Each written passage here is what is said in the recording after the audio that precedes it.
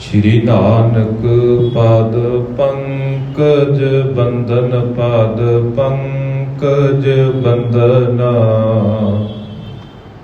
सिमरो अंगद दोख निकंदना। अमरदास गुर हृदय त्यावो हृदय त्यावो। श्री गुरु रामदास गुण गावो। श्री अर्जन विघ्नन के नाशक विघ्नन के नाशक। हर गोबिंद शुभ सुमत प्रकाशक। श्री हर राय नमो कर जोरी नमो कर जोरी। गुर हर कृष्ण बनाए बहोरी। तेग बहादुर परम कृपाला परम कृपाला। श्री गुरु गोबिंद सिंह विसाला। तरों तरा पर पुन पुन सीसा पुन पुन सीसा। बंदों बार बार जगदीशा। जिसमें है अमृत ज्ञान है मानिक भगत बैराग। श्री गुरु ग्रंथ साहिब उदद बंदों कर अनुराग। एक अंकारा सतगुरु तेह प्रसाद सत होए। वाहेगुरु जी की फतेह विघ्न विनाशन सोए। वाहेगुरु जी की फतेह विघ्न विनाशन सोए। जुगो जुग अटल साहिब श्री गुरु ग्रंथ साहिब जी महाराज जी की पावन पवित्र हजूरी अंदर जुड़ मिल बैठे सत्कारयोग सत्संगी जनों, दोवें हाथ जोड़ के फतेह प्रवान करो। आखो जी वाहिगुरु जी का खालसा वाहिगुरु जी की फतेह। सतगुरुओं जी की अपार कृपा के सदका असी पिछले दीवाना दे विच धन गुरु नानक साहिब जी महाराज जी के जीवन के बाबत श्री गुरु नानक प्रकाश दे विच पूर्व रात अध्याय 17वें का प्रसंग आरंभ किया सी, जिस दे विच धन गुरु नानक साहिब जी महाराज जिवें सुल्तानपुर की धरती के उत्ते पहुँचते हैं, भाई जयराम जी और बेबे नानकी जी को मिलना करते हैं। कुछ दिन बीत जाने तो बाद आपस दे विच विचार चर्चा करते हैं कि सानू हुण कोई ना कोई कामकार करना चाहिए है, क्योंकि दुनिया के लोग जिहड़े विद्वान ने या सियाणे ने उन्होंने यही तत्त सार कढ़िया कि भाई जेकर तुसी अपनी हत्थां दे नाल किरत करोगे, दसां नौहां दी किरत करोगे, इस दे नाल बरकत भी पवेगी, तुहाडे घर दा गुजारा भी होवेगा, ते इस दे नाल ही नाल तुसी अपनी कमाई दे विचों अपनी समर्था दे अनुसार लोड़वंदां दी मदद भी कर सकते हो। इसे बाबत धन गुरु नानक साहिब जी महाराज ते भाई जयराम जी के विचकार विचार चर्चा होती है कि असी दौलत खां लोधी दे कोल जाने आ, जेकर तुहाडा मन मनदा है तां असी उस दे कोल जाके मोती खाने की कार आरंभ करने बारे उन्होंने दसना करांगे। जयराम जी धन गुरु नानक साहिब जी महाराज जी को नवाब दौलत खां लोधी दे कोल लैके जाते हैं, सारी गलबात दसते हैं भी असी किस कारज वास्ते आए हाँ। ਦੌਲਤ ਖਾਂ ਲੋਧੀ ਜੀ ਨੇ ਧੰਨ ਗੁਰੂ ਨਾਨਕ ਸਾਹਿਬ ਜੀ ਮਹਾਰਾਜ ਜੀ ਦਾ ਅਦਬ ਸਤਿਕਾਰ ਕਰਦਿਆਂ ਹੋਇਆਂ ਧੰਨ ਗੁਰੂ ਨਾਨਕ ਸਾਹਿਬ ਜੀ ਮਹਾਰਾਜ ਜੀ ਨੂੰ ਇੱਕ ਪੋਸ਼ਾਕ ਵੀ ਭੇਟ ਕੀਤੀ ਹੈ ਤੇ ਨਾਲ ਹੀ ਨਾਲ 1000 ਰੁਪਏ ਦੀ ਨਗਦ ਰਾਸ਼ੀ ਵੀ ਧੰਨ ਗੁਰੂ ਨਾਨਕ ਸਾਹਿਬ ਜੀ ਮਹਾਰਾਜ ਜੀ ਨੂੰ ਦਿੱਤੀ ਹੈ ਤੇ ਆਖਿਆ ਵੀ ਤੁਸੀਂ ਮੋਦੀ ਦੀ ਕਾਰ ਜਿਹੜੀ ਹੈ ਉਹ ਆਰੰਭ ਕਰ ਦਿਓ। ਇਸੇ ਤਰ੍ਹਾਂ ਦਿਨ ਬੀਤਦੇ ਜਾਂਦੇ ਨੇ। ਜਿਵੇਂ ਜਿਵੇਂ ਘਰ ਦੇ ਵਿੱਚ ਬੇਬੇ ਨਾਨਕੀ ਜੀ ਜੋ ਕੁਝ ਵੀ ਪ੍ਰਸ਼ਾਦਾ ਪਾਣੀ ਤਿਆਰ ਕਰਦੇ ਨੇ, ਧੰਨ ਗੁਰੂ ਨਾਨਕ ਸਾਹਿਬ ਜੀ ਮਹਾਰਾਜ ਆਨੰਦ ਦੇ ਨਾਲ ਉਹ ਪ੍ਰਸ਼ਾਦਾ ਪਾਣੀ ਛਕਦੇ ਨੇ ਤੇ ਜੋ ਕੁਝ ਵੀ ਆਪ ਕਮਾਈ ਕਰਦੇ ਨੇ ਉਹਨੂੰ ਆਪਣੀ ਉਸ ਹੱਟੀ ਦੇ ਵਿੱਚ ਉਸ ਥਾਂ ਦੇ ਉੱਤੇ ਇਕੱਠੀ ਕਰਦੇ ਨੇ ਜਿਸ ਥਾਂ ਦੇ ਉੱਤੇ ਪਾਤਸ਼ਾਹ ਜੀ ਵਪਾਰ ਕਰਦੇ ਨੇ। ਇੱਥੋਂ ਤੱਕ ਦਾ ਪ੍ਰਸੰਗ ਅਸੀਂ ਕੱਲ ਦੇ ਦੀਵਾਨਾਂ ਦੇ ਵਿੱਚ ਸਰਵਣ ਕਰ ਚੁੱਕੇ ਹਾਂ ਕਿ ਧੰਨ ਗੁਰੂ ਨਾਨਕ ਸਾਹਿਬ ਜੀ ਮਹਾਰਾਜ ਜੀ ਨੇ ਮੋਦੀ ਦੀ ਕਾਰ ਆਰੰਭ ਕਰ ਦਿੱਤੀ। ਕਿਵੇਂ ਕਿਵੇਂ ਮੋਦੀ ਖਾਨੇ ਦੀ ਕਾਰ ਕਰਦੇ ਨੇ, ਆਓ ਵਿਚਾਰ ਆਰੰਭ ਕਰਨ ਤੋਂ ਪਹਿਲਾਂ ਧੰਨ ਗੁਰੂ ਨਾਨਕ ਸਾਹਿਬ ਜੀ ਮਹਾਰਾਜ ਜੀ ਦੇ ਚਰਨਾਂ ਦੇ ਵਿੱਚ ਸੀਸ ਝੁਕਾਉਂਦਿਆਂ ਹੋਇਆਂ ਪਾਤਸ਼ਾਹ ਜੀ ਨੂੰ ਸਿਜਦਾ ਕਰਦੇ ਹੋਏ ਦੋਵੇਂ ਹੱਥ ਜੋੜ ਕੇ ਆਪਣੀ ਰਸਨਾ ਤੋਂ ਉਚਾਰਨ ਕਰੋ ਜੀ, ਧੰਨ ਧੰਨ ਸਾਹਿਬ ਸ੍ਰੀ ਗੁਰੂ ਨਾਨਕ ਸਾਹਿਬ ਜੀ ਮਹਾਰਾਜ, ਧੰਨ ਧੰਨ ਸਾਹਿਬ ਸ੍ਰੀ ਗੁਰੂ ਨਾਨਕ ਸਾਹਿਬ ਜੀ ਮਹਾਰਾਜ। ਕਬਿਤ ਆਵਤ 1000 ਮੋਦੀ ਖਾਨੇ ਕੀ ਚਲਾਏ, ਘਰ ਲੇਤ ਜੋ ਆਏ ਸੋ ਜਾਏ ਹੁਲ ਸਾਇਕੈ। ਤੇ ਇਸੇ ਤਰ੍ਹਾਂ ਧੰਨ ਗੁਰੂ ਨਾਨਕ ਸਾਹਿਬ ਜੀ ਮਹਾਰਾਜ ਹਜ਼ਾਰਾਂ ਰੁਪਏ ਲਿਆ ਕੇ ਮੋਦੀ ਦੀ ਕਾਰ ਚਲਾ ਰਹੇ ਨੇ ਤੇ ਕਹਿੰਦੇ ਜਿਹੜਾ ਵੀ ਗਾਹਕ ਧੰਨ ਗੁਰੂ ਨਾਨਕ ਸਾਹਿਬ ਜੀ ਮਹਾਰਾਜ ਜੀ ਦੇ ਕੋਲ ਆਉਂਦਾ ਹੈ ਤੇ ਉਹ ਜਦੋਂ ਧੰਨ ਗੁਰੂ ਨਾਨਕ ਸਾਹਿਬ ਜੀ ਮਹਾਰਾਜ ਜੀ ਦੇ ਕੋਲੋਂ ਸੌਦਾ ਪ੍ਰਾਪਤ ਕਰ ਲੈਂਦਾ ਹੈ, ਆਪਣੀ ਲੋੜ ਦੇ ਅਨੁਸਾਰ ਜਿਹੜੀਆਂ ਵਸਤੂਆਂ ਉਹਨੂੰ ਚਾਹੀਦੀਆਂ ਨੇ ਉਹ ਧੰਨ ਗੁਰੂ ਨਾਨਕ ਸਾਹਿਬ ਜੀ ਮਹਾਰਾਜ ਜੀ ਦੇ ਕੋਲੋਂ ਪ੍ਰਾਪਤ ਹੋ ਜਾਂਦੀਆਂ ਨੇ। ਤੇ ਇਸੇ ਤਰ੍ਹਾਂ ਉਹ ਮਨ ਦੇ ਵਿੱਚ ਗਾਹਕ ਖੁਸ਼ ਹੋ ਕੇ ਜਾਂਦਾ ਹੈ, ਪ੍ਰਸੰਨ ਹੋ ਕੇ ਜਾਂਦਾ ਹੈ। ਗੋਤਮ ਕੋ ਚੁਨ ਮਾਖਦਾਰ ਲੋਨ ਕ੍ਰਿਤ ਬਹੁ ਹਰ ਦੀ ਮਰਜ ਦੋ ਧਰੇ ਹੈ ਮੰਗਾਇ ਕੈ। ਹੁਣ ਕਵੀ ਜੀ ਆਖਦੇ ਨੇ ਕਿ ਧੰਨ ਗੁਰੂ ਨਾਨਕ ਸਾਹਿਬ ਜੀ ਮਹਾਰਾਜ ਨੇ ਆਪਣੀ ਉਸ ਹੱਡੀ ਦੇ ਉੱਤੇ ਉਸ ਮੋਦੀ ਖਾਨੇ ਦੇ ਵਿੱਚ ਧੰਨ ਗੁਰੂ ਨਾਨਕ ਸਾਹਿਬ ਜੀ ਮਹਾਰਾਜ ਜੀ ਨੇ ਗੋਤਮ ਕੋ ਚੁਨ ਭਾਵ ਕਣਕ ਦਾ ਆਟਾ, ਮਾਹਾਂ ਦੀ ਦਾਲ, ਲੂਣ, ਘਿਓ, ਹਲਦੀ, ਮਿਰਚ ਆਦਿ ਇਹ ਚੀਜ਼ਾਂ ਸਾਰੀਆਂ ਸੋਹਣੇ ਤਰੀਕੇ ਦੇ ਨਾਲ ਮੰਗਵਾ ਕੇ ਸਜਾ ਕੇ ਰੱਖੀਆਂ ਹੋਈਆਂ ਹਨ। ਫਾਣਤੀ ਸੇ ਤੋਪਲ ਸੇ ਤਸ ਗੁੜੇ ਆਦ ਜੋ ਝਣਕ ਜਵਨ ਅੰਬਰ ਰੱਖ ਲਾਇਕੈ। ਇਸੇ ਤਰ੍ਹਾਂ ਨਾਲ ਹੀ ਨਾਲ ਮਿਸ਼ਰੀ, ਪਤਾਸੇ, ਖੰਡ, ਛੋਲਿਆਂ ਅਤੇ ਜੌਆਂ ਦੇ ਜਿਹੜੇ ਢੇਰ ਨੇ ਉੱਥੇ ਭੰਡਾਰ ਲੈ ਕੇ ਲੱਗੇ ਹੋਏ ਨੇ। ਹੋਤ ਪੀਰ ਭਾਰੀ ਲੈਨ ਹਾਰ ਨਾ ਹੈ ਪਾਏ ਵਾਰੀ, ਦੇਤ ਪੁਨ ਸਾਰੀ ਤੇ ਪ੍ਰਦੋਖ ਲੋਗ ਨਾਇਕੈ। ਇਸੇ ਤਰ੍ਹਾਂ ਧੰਨ ਗੁਰੂ ਨਾਨਕ ਸਾਹਿਬ ਜੀ ਮਹਾਰਾਜ ਜੀ ਜਿੱਥੇ ਕਾਰ ਵਿਹਾਰ ਕਰਦੇ ਨੇ, ਕਹਿੰਦੇ ਅਨੇਕਾਂ ਹੀ ਲੋਕ ਗ੍ਰਾਹਕ ਦੇ ਰੂਪ ਦੇ ਵਿੱਚ ਧੰਨ ਗੁਰੂ ਨਾਨਕ ਸਾਹਿਬ ਜੀ ਮਹਾਰਾਜ ਜੀ ਦੀ ਹੱਟੀ ਦੇ ਉੱਤੇ ਪਹੁੰਚਦੇ ਨੇ। ਦਿਨ ਰਾਤ ਸਵੇਰ ਸ਼ਾਮ ਕਹਿੰਦੇ ਉੱਥੇ ਗਾਹਕਾਂ ਦੀ ਭੀੜ ਲੱਗੀ ਹੋਈ ਜਾਂਦੀ ਹੈ ਤੇ ਇਸੇ ਕਰਕੇ ਉਹਨਾਂ ਦੀ ਗਾਹਕਾਂ ਦੀ ਆਪਸ ਦੇ ਵਿੱਚ ਸੌਦਾ ਪ੍ਰਾਪਤ ਕਰਨ ਦੇ ਲਈ ਵਾਰੀ ਵੀ ਨਹੀਂ ਆਉਂਦੀ ਹੈ। ਸਵਿਆ ਜਾਵਿਦ ਦੇਖ ਬਸਿਖ ਆਨੰਦਤ ਦੰਪਤ ਸੰਪਤ ਪੂਰ ਪਏ ਤੇ। ਦੰਪਤ ਦਾ ਭਾਵ ਹੁੰਦਾ ਹੈ ਪਤੀ ਪਤਨੀ, ਭਾਵ ਜੈ ਰਾਮ ਜੀ ਅਤੇ ਬੇਬੇ ਨਾਨਕੀ ਜੀ। ਜਦੋਂ ਧੰਨ ਗੁਰੂ ਨਾਨਕ ਸਾਹਿਬ ਜੀ ਮਹਾਰਾਜ ਜੀ ਨੂੰ ਦੇਖਦੇ ਨੇ, ਬੇਬੇ ਨਾਨਕੀ ਜੀ ਮਨ ਦੇ ਵਿੱਚ ਬਹੁਤ ਪ੍ਰਸੰਨ ਹੁੰਦੇ ਨੇ ਕਿ ਮੇਰਾ ਵੀਰ ਸੋਹਣੇ ਤਰੀਕੇ ਦੇ ਨਾਲ ਕਾਰ ਵਿਵਹਾਰ ਕਰ ਰਿਹਾ। ਮਨ ਦੇ ਵਿੱਚ ਖੁਸ਼ੀ ਵੀ ਹੈ ਤੇ ਨਾਲ ਹੀ ਨਾਲ ਹੁਣ ਜੈ ਰਾਮ ਜੀ ਜਦੋਂ ਧੰਨ ਗੁਰੂ ਨਾਨਕ ਸਾਹਿਬ ਜੀ ਮਹਾਰਾਜ ਜੀ ਦੀ ਵਡਿਆਈ ਹੁੰਦੀ ਦੇਖਦੇ ਨੇ ਕਿ ਅਨੇਕਾਂ ਗ੍ਰਾਹਕ ਉਹਨਾਂ ਦੀ ਦੁਕਾਨ ਦੇ ਉੱਤੇ ਆਉਂਦੇ ਨੇ, ਸਵੇਰ ਤੋਂ ਸ਼ਾਮ ਤੱਕ ਕਤਾਰਾਂ ਲੱਗੀਆਂ ਰਹਿੰਦੀਆਂ ਨੇ ਪਰ ਉਹਨਾਂ ਗ੍ਰਾਹਕਾਂ ਦੀ ਵਾਰੀ ਹੀ ਨਹੀਂ ਆਉਂਦੀ ਸਮਾਨ ਲੈਣ ਦੇ ਲਈ, ਇੰਨੀਆਂ ਲੰਬੀਆਂ ਕਤਾਰਾਂ ਲੱਗੀਆਂ ਨੇ। ਜਦੋਂ ਇਹ ਸਾਰਾ ਕੁਝ ਦੇਖਦੇ ਨੇ ਬੇਬੇ ਨਾਨਕੀ ਜੀ ਤੇ ਜੈ ਰਾਮ ਜੀ ਬਹੁਤ ਪ੍ਰਸੰਨ ਹੁੰਦੇ ਹਨ। ਨਾਨਕੀ ਬੈਨ ਕਹੈ ਪਤ ਸੋ ਅਬ ਭ੍ਰਾਤ ਰਖੈ ਤਨ ਵਿਆਹੇ ਕਏ ਤੇ ਹੁਣ ਭੈਣ ਨਾਨਕੀ ਜੀ ਆਪਣੇ ਵੀਰ ਦੇ ਬਾਬਤ ਸੋਚਦੇ ਨੇ ਤੇ ਆਖਦੇ ਨੇ, ਕਹਿੰਦੇ ਵੀ ਮੇਰਾ ਵੀਰ ਹੁਣ ਸੋਹਣੇ ਤਰੀਕੇ ਦੇ ਨਾਲ ਕਿਰਤ ਕਰ ਰਿਹਾ ਹੈ, ਕਮਾਈ ਕਰ ਰਿਹਾ ਤੇ ਆਪਣੇ ਕਹਿੰਦੇ ਵਿਆਹ ਦੇ ਵਾਸਤੇ ਹੁਣ ਇਹ ਧਨ ਜੋੜ ਰਹੇ ਨੇ।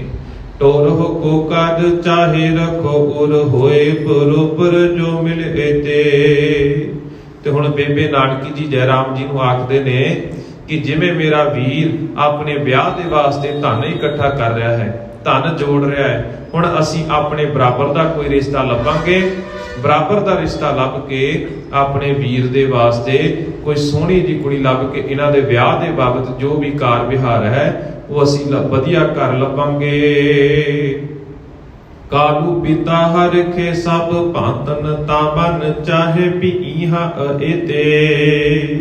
ਤੇ ਜਦੋਂ ਕਹਿੰਦੇ ਮੈਂ ਤਾਂ ਕਾਲੂ ਜੀ ਨੂੰ ਇਸ ਬਾਬਤ ਪਤਾ ਲੱਗਦਾ ਹੈ ਕਿ ਧੰਨ ਗੁਰੂ ਨਾਨਕ ਸਾਹਿਬ ਜੀ ਮਹਾਰਾਜ ਸੁਲਤਾਨਪੁਰ ਦੀ ਧਰਤੀ ਦੇ ਉੱਤੇ ਦੌਲਤ ਖਾਂ ਲੋਧੀ ਦੇ ਕੋਲ ਮੋਦੀ ਦੀ ਕਾਰ ਕਰਦੇ ਨੇ ਤੇ ਦਿਨ ਰਾਤ ਉਹਨਾਂ ਦੀ ਦੁਕਾਨ ਦੇ ਉੱਤੇ ਭੀੜ ਲੱਗੀ ਰਹਿੰਦੀ ਹੈ। ਤੇ ਇਸੇ ਕਰਕੇ ਹੁਣ ਜਦੋਂ ਕਾਲੂ ਜੀ ਨੂੰ ਪਤਾ ਲੱਗਿਆ ਤਾਂ ਮਨ ਦੇ ਵਿੱਚ ਉਹ ਵੀ ਬਹੁਤ ਖੁਸ਼ ਹੁੰਦੇ ਨੇ ਕਿ ਮੇਰਾ ਪੁੱਤਰ ਚੰਗੇ ਪਾਸੇ ਲੱਗ ਗਿਆ ਹੈ, ਚੰਗਾ ਧਨ ਪ੍ਰਾਪਤ ਕਰਨ ਲੱਗ ਪਿਆ। ਤੇ ਇਸ ਕਰਕੇ ਹੁਣ ਮਹਿਤਾ ਕਾਲੂ ਜੀ ਨੂੰ ਜਦੋਂ ਇਹ ਗਾਹੇ ਬਗਾਹੇ ਪਤਾ ਲੱਗਦਾ ਹੈ ਤਾਂ ਉਹਨਾਂ ਦੇ ਮਨ ਦੇ ਵਿੱਚ ਵੀ ਸੁਲਤਾਨਪੁਰ ਦੀ ਧਰਤੀ ਜਾ ਕੇ ਧੰਨ ਗੁਰੂ ਨਾਨਕ ਸਾਹਿਬ ਜੀ ਮਹਾਰਾਜ ਜੀ ਨੂੰ ਕੰਮ ਕਰਦਿਆਂ ਦੇਖਣ ਦੀ ਬਹੁਤ ਮਨ ਦੇ ਵਿੱਚ ਇੱਛਾ ਪੈਦਾ ਹੁੰਦੀ ਹੈ। ਦੋਹਰਾ ਸੁਣ ਬੋਲਿਓ ਜੈ ਰਾਮ ਤਬ ਕਰਨ ਲੱਗੇ ਹੈ ਕਾਰ, ਉਹ ਖਤਰੀ ਅਬ ਦੇਖ ਕੈ ਕਰਹਿ ਬਿਆਹ ਵਿਚਾਰ। ਹੁਣ ਜੈ ਰਾਮ ਜੀ ਨੇ ਕਿਹਾ ਹੈ ਵੀ ਭਾਈ ਧੰਨ ਗੁਰੂ ਨਾਨਕ ਸਾਹਿਬ ਜੀ ਮਹਾਰਾਜ ਸੋਹਣਾ ਕੰਮਕਾਰ ਕਰਨ ਲੱਗ ਪਏ ਨੇ। ਹੁਣ ਇਹਨਾਂ ਦਾ ਕਿਸੇ ਚੰਗੇ ਖੱਤਰੀ ਘਰ ਦੇ ਵਿੱਚ ਦੇਖ ਕੇ, ਖੱਤਰੀਆਂ ਦੇ ਪਰਿਵਾਰ ਦੇ ਵਿੱਚ ਦੇਖ ਕੇ ਧੰਨ ਗੁਰੂ ਨਾਨਕ ਸਾਹਿਬ ਜੀ ਮਹਾਰਾਜ ਜੀ ਦਾ ਵਿਆਹ ਕਰਨ ਦੇ ਬਾਰੇ ਵਿਚਾਰ ਕਰਨੀ ਚਾਹੀਦੀ ਹੈ। ਕਬਿਤ ਅੰਗਦ ਜਿਗਤ ਦੇਣ ਸੁਣੋ ਇੱਕ ਰਹਿਣ ਵਿਖੇ, ਐਸੇ ਮੈਂ ਉਚਾਰੇ ਬੈਣ ਵਿਦਾ ਮੋਹਿ ਦੀਜੀਐ। ਹੁਣ ਜਿਹੜੇ ਧੰਨ ਗੁਰੂ ਨਾਨਕ ਸਾਹਿਬ ਜੀ ਮਹਾਰਾਜ ਜੀ ਦੇ ਨਾਲ ਭਾਈ ਬਾਲਾ ਜੀ ਸੁਲਤਾਨਪੁਰ ਦੀ ਧਰਤੀ ਦੇ ਉੱਤੇ ਗਏ ਸਨ। ਭਾਈ ਬਾਲਾ ਜੀ ਗੁਰੂ ਅੰਗਦ ਸਾਹਿਬ ਜੀ ਮਹਾਰਾਜ ਜੀ ਨੂੰ ਕਥਾ ਸੁਣਾਉਣੀ ਕਰਦੇ ਨੇ। ਹੁਣ ਭਾਈ ਬਾਲਾ ਜੀ ਗੁਰੂ ਅੰਗਦ ਸਾਹਿਬ ਜੀ ਮਹਾਰਾਜ ਜੀ ਨੂੰ ਸੁਣਾਉਣਾ ਕਰਦੇ ਨੇ, ਕਹਿੰਦੇ ਹੇ ਧੰਨ ਗੁਰੂ ਅੰਗਦ ਸਾਹਿਬ ਜੀ ਮਹਾਰਾਜ ਮੁਕਤੀ ਦੇ ਦਾਤੇ, ਕਹਿੰਦੇ ਇੱਕ ਦਿਨ ਇਹੋ ਜਿਹਾ ਆਇਆ ਕਿ ਮੈਂ ਧੰਨ ਗੁਰੂ ਨਾਨਕ ਸਾਹਿਬ ਜੀ ਮਹਾਰਾਜ ਜੀ ਨੂੰ ਆਪਣੇ ਮੁਖ ਤੋਂ ਕੁਝ ਬਚਨ ਕਹੇ ਨੇ। ਕੀ ਆਖਿਆ ਹੈ? ਵਿਦਾ ਮੋਹਿ ਦੀਜੀਏ। ਕਹਿੰਦੇ ਤੁਸੀਂ ਇਸ ਸੁਲਤਾਨਪੁਰ ਦੀ ਧਰਤੀ ਦੇ ਉੱਤੇ ਕਾਰ ਵਿਹਾਰ ਕਰਦੇ ਹੋ, ਕਿਰਤ ਕਰਦੇ ਹੋ ਤੇ ਮੈਨੂੰ ਆਗਿਆ ਦਿਓ, ਮੈਨੂੰ ਵਿਦਾ ਦਿਓ, ਮੈਂ ਵੀ ਤਲਵੰਡੀ ਨਗਰ ਵੱਲ ਜਾਣਾ ਚਾਹੁੰਦਾ ਹਾਂ। ਤਾਮ ਹਮ ਜਾਏ ਕੇ ਕ੍ਰਿਸ਼ਾਨੀ ਕੋ ਕਮਾਏ ਖਾਏ ਕਰੇ ਕ੍ਰਿਤ ਆਪਣੀ ਕੋ ਜਾਹੀ ਤੇ ਸੋਹੀ ਜੀਏ। ਕਹਿੰਦੇ ਜਿਵੇਂ ਤੁਸੀਂ ਆਪਣੇ ਜੀਵਨ ਦੇ ਵਿੱਚ ਇਹ ਗੁਣ ਧਾਰਨ ਕੀਤਾ ਹੈ, ਜਿਵੇਂ ਤੁਸੀਂ ਆਖਦੇ ਹੋ ਕਿ ਮਨੁੱਖ ਨੂੰ ਕਿਰਤ ਕਰਨੀ ਜ਼ਰੂਰੀ ਹੈ, ਕਿਰਤ ਕਰਨੀ ਚਾਹੀਦੀ ਹੈ, ਕਹਿੰਦੇ ਇਸੇ ਕਰਕੇ ਹੁਣ ਮੇਰਾ ਵੀ ਮਨ ਕਰਦਾ ਵੀ ਮੈਂ ਆਪਣੇ ਨਗਰ ਜਾ ਕੇ ਖੇਤੀਬਾੜੀ ਦਾ ਕੰਮਕਾਰ ਸੰਭਾਲਾਂ। ਖੇਤੀਬਾੜੀ ਕਰਦੇ ਕਰਦੇ ਨਾਲ ਹੀ ਜਿਹੜੀ ਮੈਂ ਕਮਾਈ ਕਰਾਂਗਾ ਉਸ ਦੇ ਨਾਲ ਮੇਰੇ ਘਰ ਦਾ ਗੁਜ਼ਾਰਾ ਵੀ ਵਧੀਆ ਹੋਵੇਗਾ। ਮੈਂ ਆਪਣੇ ਹੱਥਾਂ ਦੇ ਨਾਲ ਕੰਮ ਕਰਕੇ ਜਿਹੜਾ ਵੀ ਹੈ ਉਹ ਕਮਾਈ ਕਰਕੇ ਖਾਵਾਂਗਾ।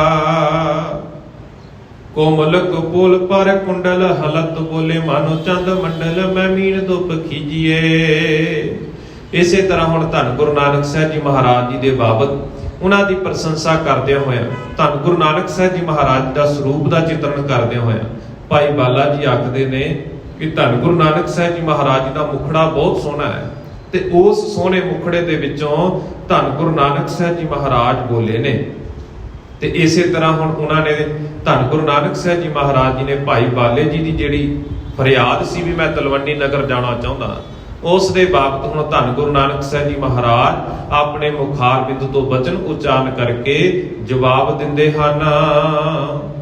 ਬਾਲੇ ਗੁਜ਼ਾਰਨ ਕਰ ਹਿਰਦੇ ਕਰ ਤਾਰ ਤਰ ਕੈਸੇ ਤੂੰ ਦਾਸ ਉਰ ਭੇਦ ਸੁਪਨੀ ਜੀਏ।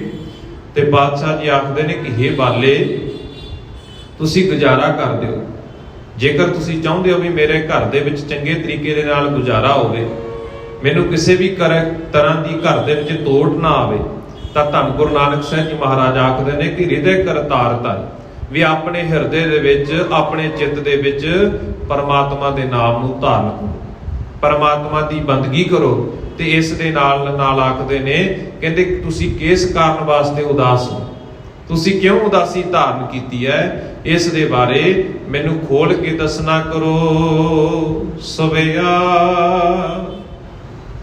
ਐਸੇ ਨਾ ਜਾਣ ਸੁਜਾਨ ਹਿਰਦੈ ਕ੍ਰਿਤ ਮੋਦੀ ਲਈ ਤਨ ਧਾਮ ਸੰਚਾਰੇ।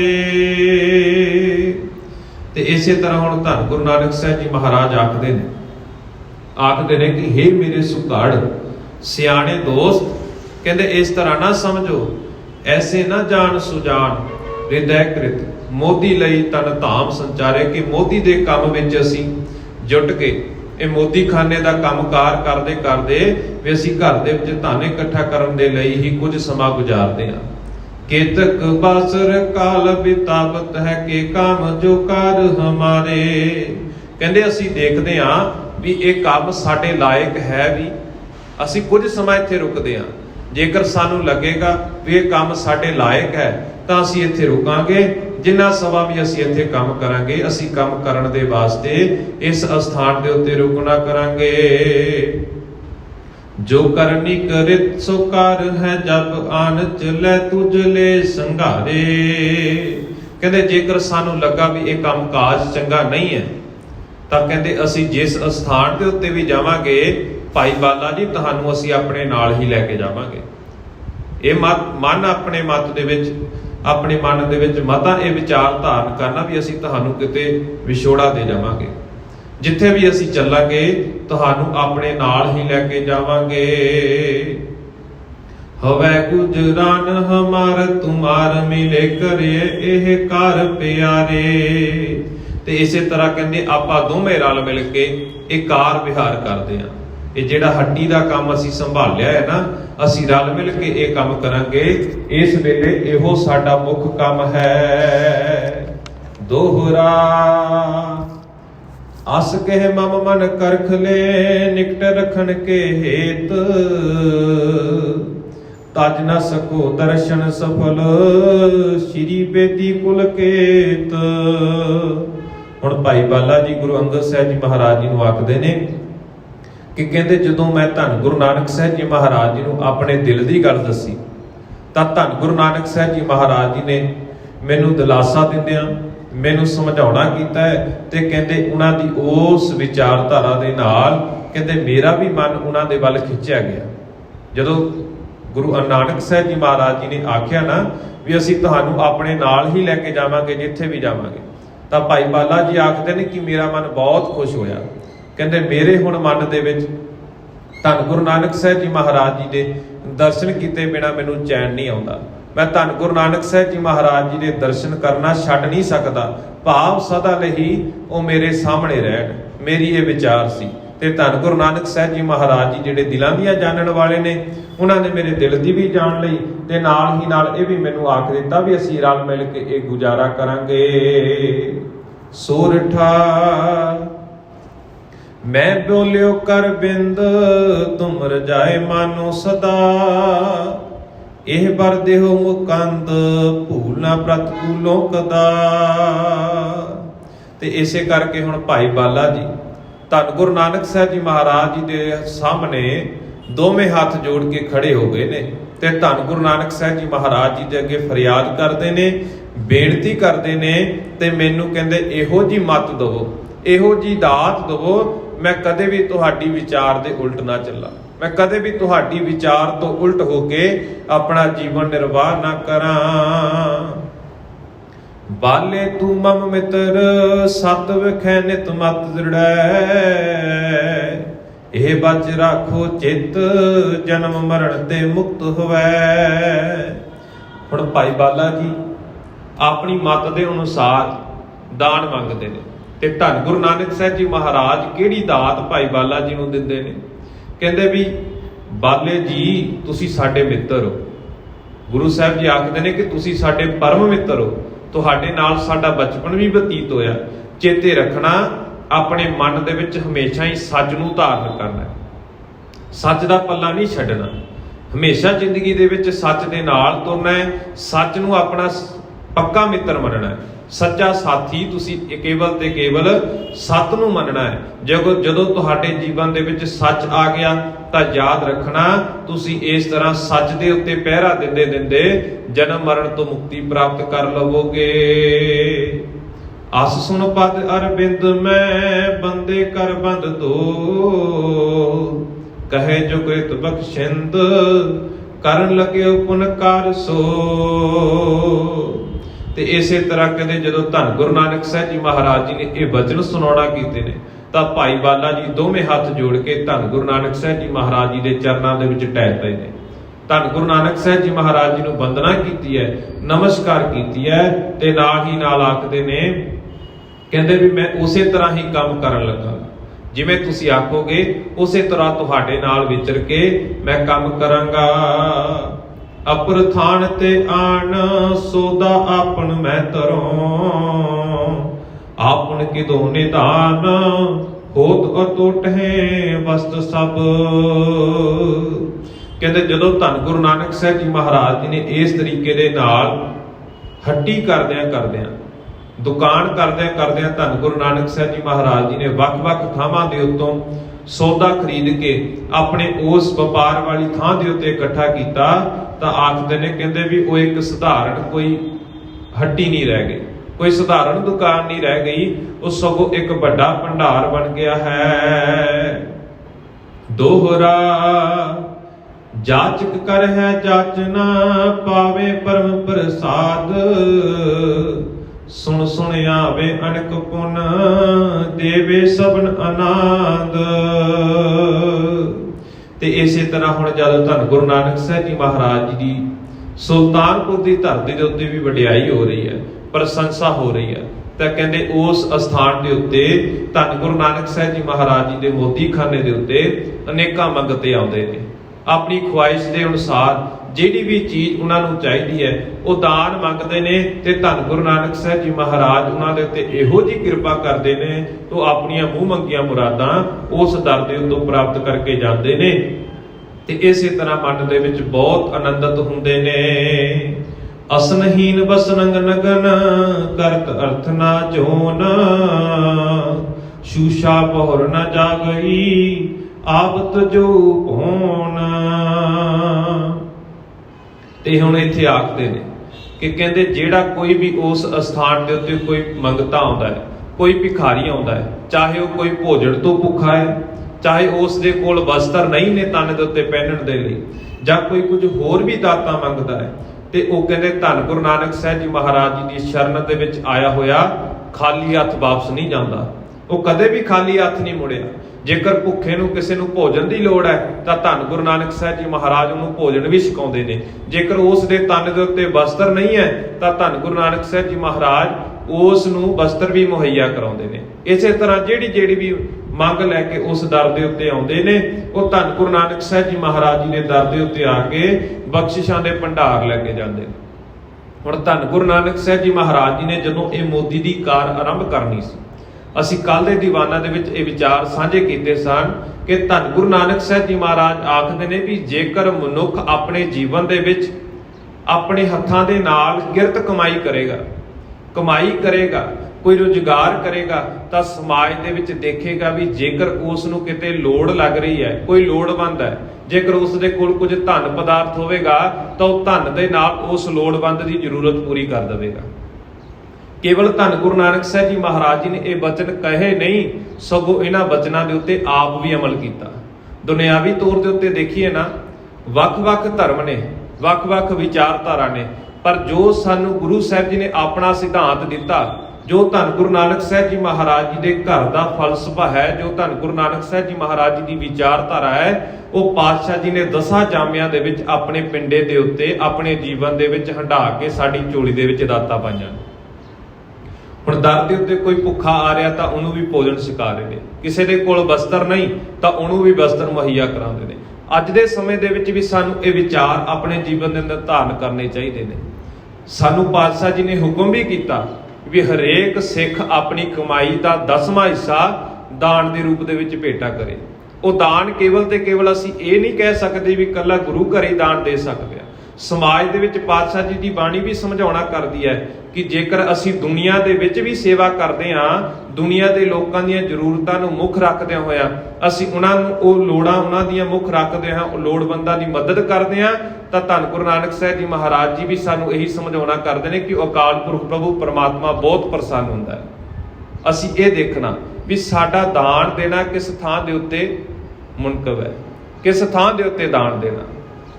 ਆਮ ਤੌਰ ਦੇ ਉੱਤੇ ਹੁਣ ਅੱਜ ਦੀ ਜੇਕਰ ਅਸੀਂ ਗੱਲ ਕਰ ਲਈਏ ਨਾ, ਤਾਂ ਦਾਨ ਦੀ ਪਰਿਭਾਸ਼ਾ ਵੀ ਅਸੀਂ ਬਦਲ ਕੇ ਰੱਖ ਦਿੱਤੀ। ਜਿਸ ਥਾਂ ਦੇ ਉੱਤੇ ਜ਼ਿਆਦਾਤਰ ਲੋਕ ਦੇਖਣ ਵਾਲੇ ਹੋਣ, ਜਾਂ ਅਸੀਂ ਇਹ ਵੀ ਕਹਿ ਸਕਦੇ ਹਾਂ ਵੀ ਅਸੀਂ ਉਸ ਤਰੀਕੇ ਦੇ ਉਸ ਢੰਗ ਦੇ ਨਾਲ ਦਾਨ ਦੇਣ ਨੂੰ ਜ਼ਿਆਦਾ ਤਵੱਜੋ ਦਿੰਦੇ ਹਾਂ ਜਿਸ ਦੇ ਨਾਲ ਸਾਡੀ ਲੋਕ ਵਾਹਵਾ ਕਰਨ। ਗੁਆਂਢ ਦੇ ਵਿੱਚ ਚਾਹੇ ਸਾਡੇ ਨਾਲ ਰਹਿਣ ਵਾਲੇ ਘਰ ਦੇ ਵਿੱਚ ਕੋਈ ਭੁੱਖਾ ਮਰ ਜਾਵੇ, ਅਸੀਂ ਉਹਨੂੰ ਪਾਣੀ ਦਾ ਗਲਾਸ ਵੀ ਨਹੀਂ ਪੁੱਛਦੇ, ਪਰ ਜਿਸ ਥਾਂ ਦੇ ਉੱਤੇ ਕੈਮਰੇ ਵਾਲੇ ਭੱਜ ਕੇ ਜਾਂਦੇ ਨੇ, ਜਿੱਥੇ ਸਾਨੂੰ ਲੱਗਦਾ ਵੀ ਸਾਡੀਆਂ ਫੋਟੋਆਂ ਖਿੱਚੀਆਂ ਜਾਣਗੀਆਂ, ਅਸੀਂ ਉੱਥੇ ਜਾ ਕੇ ਲੰਗਰ ਵੀ ਲਾ ਦਿੰਦੇ ਹਾਂ। ਅੱਜ ਸਾਡੇ ਵਿੱਚ ਦਿਖਾਵਾ ਜ਼ਿਆਦਾ ਆ ਗਿਆ, ਪਰ ਚੇਤੇ ਰੱਖਣਾ ਜਦੋਂ ਅਸੀਂ ਦਿਖਾਵੇ ਦੇ ਵੱਸ ਪੈ ਕੇ ਕੋਈ ਵੀ ਕਾਰਜ ਕਰਾਂਗੇ ਨਾ, ਉਹ ਸਾਡਾ ਕਾਰਜ ਕਦੇ ਵੀ ਨੇਪਰੇ ਨਹੀਂ ਚੜ ਸਕਦਾ। ਥੋੜੇ ਟਾਈਮ ਦੇ ਲਈ ਸਾਡੇ ਮਨ ਨੂੰ ਖੁਸ਼ੀ ਤਾਂ ਹੋ ਸਕਦੀ ਪ੍ਰਸ਼ੰਸਾ ਸੁਣ ਕੇ, ਪਰ ਜਦੋਂ ਕਿਤੇ ਇਹ ਪਤਾ ਲੱਗ ਗਿਆ ਵੀ ਭਾਈ ਇਹਦੇ ਗੁਆਂਢ ਵਿੱਚ ਰਹਿਣ ਵਾਲਾ ਭੁੱਖਾ ਸੌਂਦਾ ਹੈ ਨਾ, ਤਾਂ ਯਾਦ ਰੱਖਣਾ ਉਹ ਵਡਿਆਈ ਕਿਸੇ ਕੰਮ ਦੀ ਨਹੀਂ ਰਹੇਗੀ। ਲੋੜ ਹੈ ਸਮਝਣ ਦੀ ਵੀ ਦਾਨ ਅਸਲ ਦੇ ਵਿੱਚ ਦੇਣਾ ਕਿਸ ਥਾਂ ਦੇ ਉੱਤੇ ਹੈ, ਕਿਸ ਥਾਂ ਦੇ ਉੱਤੇ ਇਸ ਚੀਜ਼ ਦੀ ਜ਼ਿਆਦਾ ਲੋੜ ਹੈ। ਸਮਾਜ ਦੇ ਵਿੱਚ ਜ਼ਰੂਰੀ ਨਹੀਂ ਵੀ ਦਸਵੰਧ ਦੀ ਮਾਇਆ ਦੇ ਨਾਲ ਅਸੀਂ ਕੇਵਲ ਤੇ ਕੇਵਲ ਪ੍ਰਸ਼ਾਦੇ ਦਾ ਲੰਗਰ ਹੀ ਛਕਾਉਣਾ। ਜੇਕਰ ਸਾਡੇ ਸਮਾਜ ਦੇ ਵਿੱਚ ਕੋਈ ਬੱਚਾ ਪੜ੍ਹਾਈ ਕਰਨਾ ਚਾਹ ਰਿਹਾ, ਉਸ ਦੇ ਕੋਲ ਪੜ੍ਹਾਈ ਦੇ ਲਈ ਪੈਸੇ ਨਹੀਂ ਨੇ, ਸਾਧਨ ਨਹੀਂ ਹੈ, ਉਸ ਦੀ ਫੀਸ ਦੇ ਦਿੱਤੀ ਜਾਵੇ ਜਾਂ ਉਸ ਦੀਆਂ ਕਿਤਾਬਾਂ ਦਾ ਪ੍ਰਬੰਧ ਕਰ ਦਿੱਤਾ ਜਾਵੇ। ਜੇਕਰ ਕਿਸੇ ਦੇ ਕੋਲ ਮਰੀਜ਼ ਦੇ ਕੋਲ ਦਵਾਈ ਲੈਣ ਜੋਗੇ ਪੈਸੇ ਨਹੀਂ, ਤਾਂ ਉਸ ਦਸਵੰਧ ਦੀ ਮਾਇਆ ਦੇ ਨਾਲ ਅਸੀਂ ਉਸ ਨੂੰ ਦਵਾਈ ਵੀ ਮੁਹੱਈਆ ਕਰਵਾ ਦਈਏ। ਇਸ ਕਰਕੇ ਪਾਤਸ਼ਾਹ ਜੀ ਨੇ ਸਾਡੇ ਜੀਵਨ ਦੇ ਵਿੱਚ ਇਹ ਦਸਵੰਧ ਦੀ ਮਰਿਆਦਾ ਵੀ ਲਾਗੂ ਕੀਤੀ ਸੀ ਵੀ ਹਰੇਕ ਸਿੱਖ ਜਿੱਥੇ ਕਿਤੇ ਵੀ ਵੱਸਦਾ ਹੈ ਨਾ, ਉਸ ਨੂੰ ਜੇਕਰ ਸਮਾਜ ਦੇ ਵਿੱਚ ਕਿਤੇ ਲੋੜ ਮਹਿਸੂਸ ਹੋਵੇ, ਉਹ ਇਸ ਦਸਵੰਧ ਦੀ ਮਾਇਆ ਦੀ ਵਰਤੋਂ ਕਰ ਸਕਦਾ ਹੈ। ਹੁਣ ਧੰਨ ਗੁਰੂ ਨਾਨਕ ਸਾਹਿਬ ਜੀ ਮਹਾਰਾਜ ਜੀ ਦੇ ਕੋਲ ਜਿਹੜਾ ਵੀ ਚੱਲ ਕੇ ਆਉਂਦਾ, ਚਾਹੇ ਕੋਈ ਭਿਖਾਰੀ ਹੈ, ਚਾਹੇ ਕੋਈ ਮੰਗਤਾ ਹੈ, ਧੰਨ ਗੁਰੂ ਨਾਨਕ ਸਾਹਿਬ ਜੀ ਮਹਾਰਾਜ ਜੀ ਦੇ ਕੋਲ ਆਇਆ ਉਹ ਕਦੇ ਖਾਲੀ ਹੱਥ ਨਹੀਂ ਗਿਆ। ਜੋ ਕੁਝ ਵੀ ਮੰਗ ਲੈ ਕੇ ਆਉਂਦਾ ਹੈ, ਉਸ ਦੀ ਜ਼ਰੂਰਤ ਧੰਨ ਗੁਰੂ ਨਾਨਕ ਸਾਹਿਬ ਜੀ ਮਹਾਰਾਜ ਜੀ ਦੀ ਸ਼ਰਨ ਦੇ ਵਿੱਚ ਆ ਕੇ ਉਹ ਸੰਪੂਰਨ ਹੁੰਦੀ ਹੈ। ਅਸੀਂ ਵੀ ਪਾਤਸ਼ਾਹ ਜੀ ਦੀ ਇਹ ਜਿੱਥੇ ਵਿਚਾਰ ਸੁਣਦੇ ਹਾਂ, ਇਤਿਹਾਸ ਨੂੰ ਸੁਣਨ ਦਾ ਯਤਨ ਕਰਦੇ ਹਾਂ, ਅਸੀਂ ਇੱਕ ਕਿਣਕਾ ਆਪਣੇ ਜੀਵਨ ਦੇ ਵਿੱਚ ਇਹ ਗੁਣ ਵੀ ਧਾਰਨ ਕਰਨੇ ਨੇ। ਇਹ ਗੁਣਾਂ ਦੀ ਹੀ ਸਿੱਖੀ ਹੈ, ਇਹ ਵਿਚਾਰਧਾਰਾ ਦੀ ਸਿੱਖੀ ਹੈ। ਸਿੱਖੀ ਕੇਵਲ ਪਹਿਰਾਵਾ ਨਹੀਂ, ਸਿੱਖੀ ਇੱਕ ਵਿਚਾਰਧਾਰਾ ਹੈ। ਜਿਹੜੀ ਵਿਚਾਰਧਾਰਾ ਸਾਨੂੰ ਪਾਤਸ਼ਾਹ ਜੀ ਨੇ ਦਿੱਤੀ ਸੀ, ਉਹ ਵਿਚਾਰਧਾਰਾ ਦੇ ਉੱਤੇ ਅਸੀਂ ਪਹਿਰਾ ਦਈਏ। ਇਸੇ ਕਰਕੇ ਹੁਣ ਕਵੀ ਜੀ ਇੱਥੇ ਪ੍ਰਸੰਗ ਸਾਨੂੰ ਸਮਝਾਉਣਾ ਕਰਦੇ ਨੇ, ਕਹਿੰਦੇ ਜਿਹੜਾ ਵੀ ਧੰਨ ਗੁਰੂ ਨਾਨਕ ਸਾਹਿਬ ਜੀ ਮਹਾਰਾਜ ਜੀ ਦੀ ਸ਼ਰਨ ਦੇ ਵਿੱਚ ਚੱਲ ਕੇ ਆਉਂਦਾ ਹੈ, ਉਹ ਕਦੇ ਵੀ ਉਸ ਦਰ ਦੇ ਉੱਤੋਂ ਖਾਲੀ ਨਹੀਂ ਗਿਆ। ਸਵਿਆ ਦੌਲਤ ਖਾਨ ਕੋ ਥੋਰ ਉਠਾਵਨ, ਤਾਹੇ ਤੇ ਹੋਤ ਵਿਸ਼ੇਖ ਹੀ ਦਾਨਾ। ਤਾਂ ਹੁਣ ਪਾਤਸ਼ਾਹ ਜੀ ਆਖਦੇ ਨੇ ਵੀ ਜੇਕਰ ਦੌਲਤ ਖਾਂ ਵੀ ਸਾਡੀ ਮਾੜੀ ਮੋਟੀ ਮਦਦ ਕਰੇ ਨਾ, ਤਾਂ ਇਸ ਦਰ ਦੇ ਉੱਤੇ ਜਿੰਨੇ ਵੀ ਹੋਰ ਆਣਗੇ, ਅਸੀਂ ਵਧੀਆ ਤਰੀਕੇ ਦੇ ਨਾਲ ਵੀ ਉਹਨਾਂ ਨੂੰ ਦਾਨ ਦੇ ਸਕਦੇ ਹਾਂ। ਕੀਰਤ ਕੋ ਸੁਨ ਧਾਵਤ ਆਵਤ ਪਾਵਤ, ਜੋ ਅਰਥੀ ਅਨੁਮਾਨਾ। ਤੇ ਇਸੇ ਤਰ੍ਹਾਂ ਕਹਿੰਦੇ ਧੰਨ ਗੁਰੂ ਨਾਨਕ ਸਾਹਿਬ ਜੀ ਮਹਾਰਾਜ ਜੀ ਦੀ ਜਦੋਂ ਸਾਰਿਆਂ ਨੇ ਸਿਫਤ ਸੁਣੀ, ਧੰਨ ਗੁਰੂ ਨਾਨਕ ਸਾਹਿਬ ਜੀ ਮਹਾਰਾਜ ਜੀ ਦੀ ਕਮਾਈ ਕਰਨ ਦਾ ਢੰਗ ਦੇਖਿਆ ਵੀ ਕਿਸ ਤਰੀਕੇ ਦੇ ਨਾਲ ਪਾਤਸ਼ਾਹ ਜੀ ਕਮਾਈ ਕਰਦੇ ਨੇ, ਤੇ ਕਮਾਈ ਕਰਦਿਆਂ ਬਰਕਤਾਂ ਵੀ ਆ ਰਹੀਆਂ ਨੇ। ਜਦੋਂ ਕੋਨੇ ਦੇ ਵਿੱਚ, ਦੁਨੀਆ ਦੇ ਕੋਨੇ ਦੇ ਵਿੱਚ ਧੰਨ ਗੁਰੂ ਨਾਨਕ ਸਾਹਿਬ ਜੀ ਮਹਾਰਾਜ ਜੀ ਦੀ ਵਡਿਆਈ ਦਾ ਪਤਾ ਲੱਗਾ, ਤਾਂ ਕਹਿੰਦੇ ਜਿੱਥੇ ਕਿਤੇ ਵੀ ਗਰੀਬ ਲੋਕ ਰਹਿੰਦੇ ਸਨ ਨਾ, ਉਹ ਭੱਜ ਕੇ ਸੁਲਤਾਨਪੁਰ ਦੀ ਧਰਤੀ ਵੱਲ ਨੂੰ ਜਾਣ ਨੂੰ ਤਵੱਜੋ ਦੇਣ ਲੱਗ ਪਏ ਵੀ ਅਸੀਂ ਵੀ ਉਸ ਦਰ ਦੇ ਉੱਤੇ ਜਾਈਏ, ਦੌਲਤ ਖਾਂ ਮੋਦੀ ਖਾਨੇ ਦੇ ਵਿੱਚ ਜਾਈਏ। ਜਿਹੜਾ ਦੌਲਤ ਖਾਂ ਨੇ ਮੋਦੀ ਰੱਖਿਆ ਨਾ, ਉਹਦੇ ਕੋਲ ਜਾਈਏ ਤਾਂ ਕਹਿੰਦੇ ਸਾਡੀਆਂ ਵੀ ਜਿਹੜੀਆਂ ਲੋੜਾਂ ਨੇ, ਮੰਗਾਂ ਨੇ, ਜ਼ਰੂਰਤਾਂ ਨੇ, ਉਹ ਪੂਰੀਆਂ ਹੋਣਗੀਆਂ। ਚੂਨਤ ਤੇ ਲੋਨ ਕ੍ਰਿਤਾਦ ਤੇ ਜੇ ਵਥ, ਅੰਤਰ ਚੀਰ ਤਰੇ ਵਿਦ ਨਾਨਾ। ਇਸੇ ਤਰ੍ਹਾਂ ਕਹਿੰਦੇ ਧੰਨ ਗੁਰੂ ਨਾਨਕ ਸਾਹਿਬ ਜੀ ਮਹਾਰਾਜ ਜੀ ਨੇ ਆਪਣੀ ਉਸ ਦੁਕਾਨ ਦੇ ਉੱਤੇ ਹੁਣ ਜਿੱਥੇ ਦੇਖਿਆ ਵੀ ਜ਼ਿਆਦਾ ਜਿਹੜੀ ਚੀਜ਼ਾਂ ਦੀ ਲੋੜ ਹੈ, ਜਿਹੜੇ ਲੋਕ ਜ਼ਿਆਦਾ ਵਸਤੂਆਂ ਮੰਗਦੇ ਨੇ, ਧੰਨ ਗੁਰੂ ਨਾਨਕ ਸਾਹਿਬ ਜੀ ਮਹਾਰਾਜ ਜੀ ਨੇ ਉਹ ਵਸਤੂਆਂ ਹੁਣ ਜ਼ਿਆਦਾ ਇਕੱਠੀਆਂ ਕੀਤੀਆਂ ਨੇ। ਜਿਵੇਂ ਆਟਾ ਹੋ ਗਿਆ, ਲੂਣ, ਘਿਓ ਅਤੇ ਤਨ ਦੇ ਉੱਤੇ ਪਹਿਨਣ ਦੇ ਲਈ ਵਸਤਰ ਵੀ ਕਈ ਮੰਗਣ ਆਉਂਦੇ ਨੇ, ਤਾਂ ਧੰਨ ਗੁਰੂ ਨਾਨਕ ਸਾਹਿਬ ਜੀ ਮਹਾਰਾਜ ਜੀ ਨੇ ਉਹ ਵੀ ਆਪਣੀ ਉਸ ਦੁਕਾਨ ਦੇ ਉੱਤੇ ਵਸਤੂਆਂ ਰੱਖਣੀਆਂ ਸ਼ੁਰੂ ਕੀਤੀਆਂ ਨੇ। ਜਾਂ ਵਸਤੂ ਕੋ ਨੇ ਕਰ ਕਹਿ ਦੇਵਤ, ਸੋਨਾ ਕਟੇ ਉਤਨੀ ਠਹਿਰਾਨਾ। ਕਹਿੰਦੇ ਜਿਹੜਾ ਵੀ ਮੰਗਤਾ ਆਉਂਦਾ ਹੈ ਨਾ, ਉਸ ਦਰ ਦੇ ਉੱਤੋਂ ਆ ਕੇ ਦਾਤ ਪ੍ਰਾਪਤ ਕਰਕੇ ਲੈ ਕੇ ਜਾਂਦਾ, ਆਪਣੀ ਲੋੜ ਦੇ ਅਨੁਸਾਰ ਵਸਤੂਆਂ ਲੈ ਕੇ ਜਾਂਦਾ। ਕਹਿੰਦੇ ਜਦੋਂ ਕਿਤੇ ਹਿਸਾਬ ਕਿਤਾਬ ਵੀ ਕੀਤਾ ਜਾਂਦਾ ਨਾ, ਉਹ ਵਸਤੂਆਂ ਘਟਦੀਆਂ ਨਹੀਂ, ਸਗੋਂ ਉਹ ਵਸਤੂਆਂ ਉਨੇ ਦੀਆਂ ਉਨੀਆਂ ਰਹਿੰਦੀਆਂ ਨੇ। ਇੱਥੋਂ ਤੱਕ ਦਾ ਪ੍ਰਸੰਗ ਅਸੀਂ ਅੱਜ ਦੇ ਦੀਵਾਨਾਂ ਦੇ ਵਿੱਚ ਸਰਵਣ ਕਰ ਚੁੱਕੇ ਹਾਂ। ਰਹਿੰਦੀਆਂ ਵਿਚਾਰਾਂ ਅਸੀਂ ਕੱਲ ਦੇ ਦੀਵਾਨਾਂ ਦੇ ਵਿੱਚ ਸਰਵਣ ਕਰਾਂਗੇ ਕਿ ਕਿਵੇਂ ਕਿਵੇਂ ਧੰਨ ਗੁਰੂ ਨਾਨਕ ਸਾਹਿਬ ਜੀ ਮਹਾਰਾਜ ਮੋਦੀਖਾਨਾ ਚਲਾਉਂਦੇ ਨੇ, ਮੋਦੀਖਾਨਾ ਚਲਾਉਂਦੇ ਚਲਾਉਂਦੇ ਕਿਵੇਂ ਹੋਰ ਲੋੜਵੰਦਾਂ ਦੀ ਮਦਦ ਕਰਦੇ ਨੇ, ਜਾਂ ਕੀ ਕੀ ਵਡਿਆਈਆਂ ਪਾਤਸ਼ਾਹ ਜੀ ਦੀਆਂ ਸਮਾਜ ਦੇ ਵਿੱਚ, ਸਮਾਜ ਦੇ ਰਹਿਣ ਵਾਲੇ ਲੋਕ ਕਰਦੇ ਨੇ। ਉਹ ਵਿਚਾਰਾ ਅਸੀਂ ਅਗਲੇਰੇ ਦੀਵਾਨਾਂ ਦੇ ਵਿੱਚ ਸਰਵਣ ਕਰਾਂਗੇ। ਵਿਚਾਰਾ ਕਰਦੇ ਭੁੱਲਾ ਚੁੱਕਾ ਹੋ ਜਾਣੀਆਂ ਸੁਭਾਵਿਕ ਨੇ, ਗੁਰੂ ਅਤੇ ਗੁਰੂ ਦੀ ਸੰਗਤ ਬਖਸ਼ਣਯੋਗ ਹੈ। ਬਖਸ਼ਦੇ ਹੋਇਆ ਫਤਿਹ ਪ੍ਰਵਾਨ ਕਰੋ। ਆਖੋ ਜੀ ਵਾਹਿਗੁਰੂ ਜੀ ਕਾ ਖਾਲਸਾ, ਵਾਹਿਗੁਰੂ ਜੀ ਕੀ ਫਤਿਹ।